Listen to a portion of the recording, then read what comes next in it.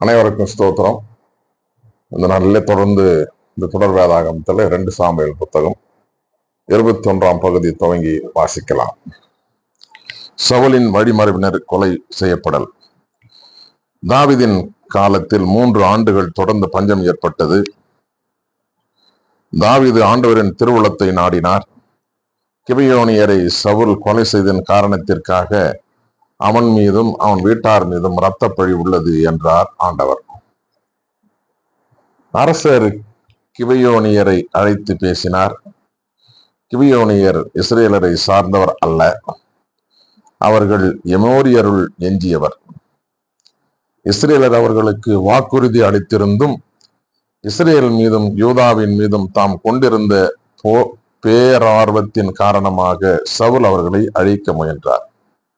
தாவீது கிபியோனியரிடம், உங்களுக்காக நான் செய்ய வேண்டியது என்ன? நீங்கள் ஆண்டவரின் உரிமை சொத்துக்கு ஆசி வழங்குமாறு நான் என்ன கழுவாய் செய்ய வேண்டும் என்று கேட்டார். கிபியோனியர் தாவீதிடம், சவுலிடமிருந்தோ அவன் வீட்டாரிடமிருந்தோ நாங்கள் பொன்னையோ வெள்ளியோ எதிர்பார்க்கவில்லை, இஸ்ரேலர்கள் ஒருவனை கொல்ல வேண்டும் என்றும் நாங்கள் விரும்பவில்லை என்று கூறினர். தாவீது, நீங்கள் விரும்புவதை நான் செய்வேன் என்றார். கிபியோனியர் அரசரிடம், நாங்கள் இஸ்ரேல் எல்லையில் எங்குமே இல்லாமல் ஒழிந்து போக சதி செய்தவன், எங்களை அழித்தவன் ஒருவன் உண்டு. அவன் புதல்வருள் 7 பேர் எங்களிடம் ஒப்புவிக்கப்படட்டும். ஆண்டவரால் தேர்ந்தெடுக்கப்பட்ட சவுலின் நகரான கிபியோனில் அவர்களை ஆண்டவருக்காக கழுவில் ஏற்றுவோம் என்று கூறினர். அரசரும் அவர்களை ஒப்புவிக்கிறேன் என்றார். ஆனால் தாவீதும் சவுலின் மகன் யோனத்தான் ஆண்டவர் முன்னிலையில் செய்து கொண்ட வாக்குறுதியின் பொருட்டு சவுலின் மகன் யோனத்தானுக்கு பிறந்த மேவிபோசத்தை அரசர் தப்பவிட்டார். ஐயாவின் மகள் இரிசபா சவுலுக்கு பெற்றெடுத்த புதல்வர்களான அர்மோனி, மேவிபோசேத் ஆகிய இருவரையும் சவுலின் மகள் மேராபு, மேகோலாயாத்தின் பர்சில்லாலின் மகன் அத்ரியேலுக்கு பெற்றெடுத்த புதல்வர்கள் 5 பிடித்து கிபியோனின் கையில் அரசர் ஒப்படைத்தார். இவர்களை ஆண்டவர் முன்னிலையில் மலையில் கழுவேற்றினர். அந்த 7 பேரும் ஒன்றாக மடிந்தார்கள். அவர்கள் வார்கோதுமை அறுவடை தொடங்கிய முதல் நாள்களிலேயே கொடையுண்டார்கள். அப்பொழுது ஐயாவின் மகள் இரிசபா சாக்குக்கு துணியை எடுத்து கொண்டு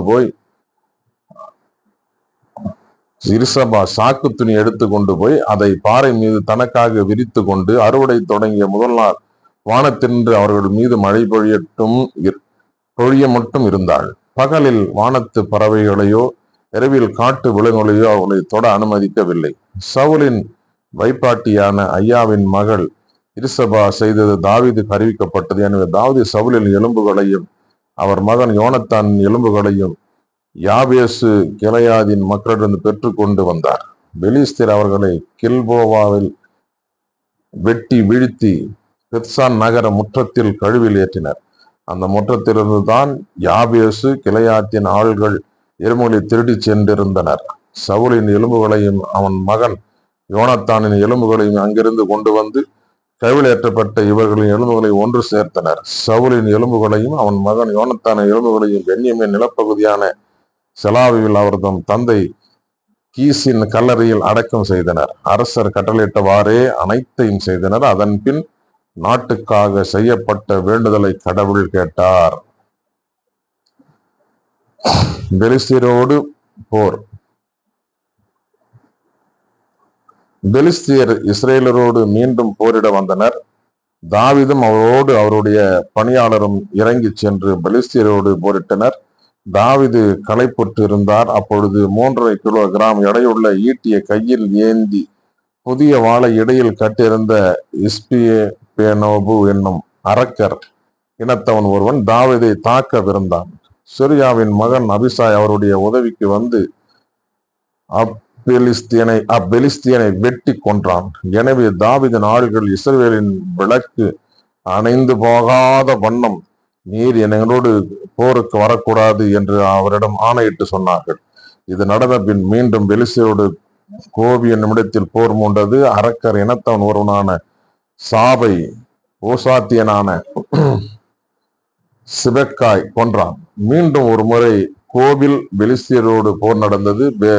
பெத்லெகமை சார்ந்த யாகரே ஓர்கிமின் மகன் எல்கானான் கித்தியனான கோலியாத்தை கொன்றான்.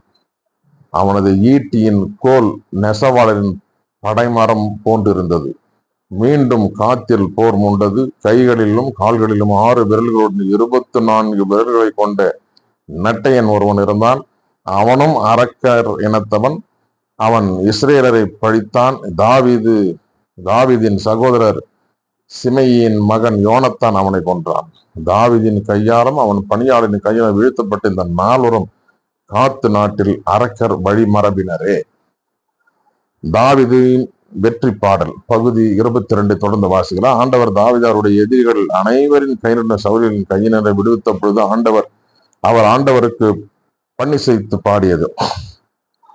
ஆண்டவர் என் கற்பாரை, என் கோட்டை, என் மீட்பர், என் கடவுள், நான் புகலிடம் தேடும் மலை அவரே. என் கேடயம், எனக்கு மீட்பளிக்கும் வல்லமை, என் அரண், என் தஞ்சம், என் மீட்பர், கொடுமையில் நின்று என்னை விடுவிப்போம் அவரே. போற்றக்குரிய ஆண்டவரை நோக்கி நான் மன்றாடினேன். என் எதிரிகளிலிருந்து நான் மீட்கப்பட்டேன். ஏனெனில் சாவின் அலைகள் என்னை சூழ்ந்து கொண்டன. அழிவின் சுழல்கள் என்னை மூழ்கடித்தன. பாதாள கயிறுகள் என்னை சுற்றி இருக்கின. சாவின் கண்ணிகள் என்னை சிக்க வைத்தன. என் நெருக்கடி வேளையில் நான் ஆண்டவரிடம் மன்றாடினேன். என் கடவுளை நோக்கி கதறினேன். தமது கோலினின்று அவர் என் குரலை கேட்டார். என் கதறல் அவர் செவிகளுக்கு எட்டியது. அப்பொழுது மண்ணுலகம் அசைந்து அதிர்ந்தது. வானத்தின் கீழ்த்தலங்கள் நடுங்கி கிடுகிடுத்தன. அவர் தம் கடுஞ்சினத்தால் அவை நடுநடுங்கின. அவரது நாசியின் என்று புகை கிளம்பிற்று. அவரது வாய் நின்று தழிக்கும் தீ மூண்டது. அவரிடமிருந்து நெருப்பு கணல் வெளிப்பட்டது. வானை தாழ்த்தி அவர் கீழிறங்கினார். கார்முகில் அவரது காலடியில் இருந்தது. கெருபு மீது அவர் ஏறி பறந்து வந்தார். காற்றை இறக்கைகளாக கொண்டு விரைந்து வந்தார். காரிருளை அவர் மூடுதிரை ஆக்கி கொண்டார். நீர் கொண்ட முகிலை கூடாரமாக்கி கொண்டார். அவர் தம் திருமுன்னின் பேரொளி நின்று நெருப்பு கணல் தெரித்தது. ஆண்டவர் வானங்களில் இடியென முழங்கினார். உன்னதர் தம் குரலை அதிர செய்தார். தம் அம்புகளை எய்து அவர்களை சிதறடித்தார். மின்னல்களால் அவர்களை கலங்கடித்தார். ஆண்டவரின் கடிந்துரையாலும் அவரது மூச்சுக்காற்றின் வலிமையாலும் கடலின் அடிபரப்பு தென்பட்டது. நிலவுலகின் அடித்தளம் காணப்பட்டது. உயரத்தினின்று அவர் என்னை எட்டி பிடித்து கொண்டார். வெள்ளப்பெருக்கி நின்று என்னை காப்பாற்றினார். என் வலிமை மிகு எதிரிகளிலிருந்து அவர் என்னை விடுவித்தார். என்னை விட வலிமை மிகு பகைவரிடமிருந்து என்னை பாதுகாத்தார். எனக்கு இடுக்கண் வந்த நாளில் அவர்கள் என்னை எதிர்த்தார்கள். ஆண்டவரோ எனக்கு ஊன்றுகோலாயிருந்தார். நெருக்கடியற்ற இடத்திற்கு அவர் என்னை கொணர்ந்தார். நான் அவர் மனதிற்கு உகந்தவனாய் இருந்ததால் அவர் என்னை விடுவித்தார். ஆண்டவர் எனது நேர்மைக்கு உரிய பயனை எனக்கு அளித்தார். என் மாசற்ற செயலுக்கு ஏற்ப கைமாறு செய்தார். ஏனெனில் நான் ஆண்டவர் காட்டிய நெறியை கடைபிடித்தேன். பொல்லாங்கு செய்து என் கடவுளை விட்டு அகலவில்லை. அவர் தம் நீதி நெறிகளை எல்லாம் என் கண்முன் வைத்திருந்தேன். அவர் தம் விதிமுறைகளை நான் ஒதுக்கி தள்ளவில்லை. அவர் முன்னிலையில் நான் மாசற்றவனாய் இருந்தேன். தீங்கு செய்யா வண்ணம் என்னை காத்து கொண்டேன். ஆண்டவர் என் நேர்மைக்கு உரிய பயனை அளித்தார். அவர் தம் பார்வையில் நான் குற்றமற்றவனாயிருந்தேன். மாறா அன்பர்க்கு மாறா அன்பராகவும் மாசற்றோருக்கு மாசற்றவராகவும் நீர் விளங்குகின்றீர். தூயோருக்கு தூயவராகவும் வஞ்சகர்க்கு விவேகியாகவும் உம்மை நீர் காட்டுகின்றீர். எளியோருக்கு நீர் மீட்பளிக்கின்றீர். சிறுகுற்று ஏளனத்துடன் நீர் பார்க்கின்றீர். ஆண்டவரே, நீரே என் ஒளிவிடக்கு. ஆண்டவர் என் இருளை ஒளிமயமாக்குகின்றார். துணையுடன் நான் எப்படையையும் நசுக்குவேன். என் கடவுளின் துணையால் எம்மதிலையும் தாண்டுவேன். இந்த இறைவனின் வழி நிறைவானது. ஆண்டவரின் வாக்கு நம்பத்தக்கது. அவரிடம் அடைக்கலம் போகும் அனைவருக்கும் அவரே கேடயமாய் இருக்கின்றார். ஏனெனில் ஆண்டவரை தவிர வேறு இறைவன் யார்? நம் கடவுளை தவிர நமக்கு வேறு கற்பாறை எது? இந்த இறைவன் எனக்கு வலிமை மிகு கோட்டையாய் உள்ளார். என் வழியை பாதுகாப்பானதாய் செய்தவரும் அவரே. அவர் என் கால்களை மான்களின் கால்களைப் போல் ஆக்குகின்றார். அவர் உயர்ந்த இடத்தில் என்னை நிலை நிறுத்துகின்றார். போருக்கு என்னை அவர் பழக்குகின்றார். எனவே வெண்கல வில்லையும் என் புயங்கள் வளைக்கும் பாதுகாக்கும் உம் கேடயத்தை நீர் எனக்கு வழங்கினீர். உமது துணையால் என்னை பெருமைப்படுத்துகின்றீர். நான் நடக்கும் வழியை அகலமாக்கினீர். என் கால்கள் தடுமாறவில்லை. என் எதிரிகளை துரத்தி சென்று அழித்தேன். அவர்களை அழித்தொழிக்கும் வரை நான் திரும்பவில்லை. நான் அவர்களை கொன்று அழித்தேன். அவர்கள் எழுந்திருக்கவில்லை. அவர்கள் என் காலடியில் விழுந்து கிடந்தார்கள். போரிடும் ஆற்றலை எனக்கு அரைக்கச்சையாக அளித்தீர். என்னை எதிர்த்தவர்களை எனக்கு அடிபணிய செய்தீர். என் எதிரிகளை புறமுதுகிட செய்தீர். என்னை வெறுத்தோரை நான் அழித்து விட்டேன். உதவி வேண்டி அவர்கள் கதறினார்கள். ஆனால் அவர்களுக்கு உதவுவார் யாரும் இல்லை. அவர்கள் ஆண்டவரை நோக்கி மன்றாடினார்கள். ஆனால் அவர்களுக்கு அவர் பதிலளிக்கவில்லை. எனவே நான் அவர்களை மண்ணின் புழுதியன் நசுக்கினேன். அவர்களை திருச்சேரென மிதித்து தெளிக்க செய்தேன். என் மக்களின் கலகத்தில் நின்று என்னை விடுவித்தீர். பிற இனங்களுக்கு என்னை தலைவனாக்கினீர். முன்பின் அறியாத மக்கள் எனக்கு பணிவிடை செய்தனர். வேற்று நாட்டவர் என்னிடம் கூனி குறுகி வந்தனர். அவர்கள் என்னை பற்றி கேள்விப்பட்டவுடன் எனக்கு கீழ்ப்படிந்தனர். வேற்று நாட்டவர் உள்ளம் தளர்ந்தனர். தம் அரண்களில் இருந்து நடுங்கி கொண்டு வெளியே வந்தனர். ஆண்டவர் உண்மையாகவே வாழ்கின்றார்.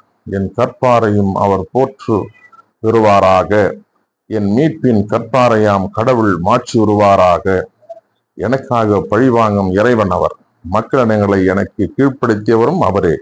என் பகைவரிடமிருந்து என்னை அழைத்து வந்தவர் அவரே. என் எதிரிகளுக்கு மேலாக என்னை உயர்த்தினீர். என்னை கொடுமைப்படுத்தியவரிடமிருந்து நீர் என்னை காத்தீர். ஆகவே ஆண்டவரே, பிற இனத்தாரிடையே உம்மை போற்றுவேன். உம் பெயருக்கு புகழ் மாலை சாற்றுவேன். தாம் ஏற்படுத்திய அரசருக்கு மாபெரும் வெற்றியை அளிப்பவர் அவர். தாம் திருப்பொழிவு செய்து தாவீதுக்கும் அவர் தம் மரபினருக்கும் என்றும் பேரன்பு காட்டுபவரும் அவரே. பிரியமானவர்களே, வாசிக்க தெரிந்து கொள்ளப்பட்ட 2 சாமுவேல் புஸ்தகம் 22, 21, 22 வாசித்து முடிந்தாயிற்று. கடவுளுடைய மகிமையும் மாட்சிமையும் சதா காலமும் உண்டாகட்டும். தொடர்ந்து இந்த தொடர் வேதாகமத்தில் இணைந்திருங்கள். கர்த்தர் நம்மையும் குடும்பங்களை ஆசீர்வதிப்பாராக. ஆமென்.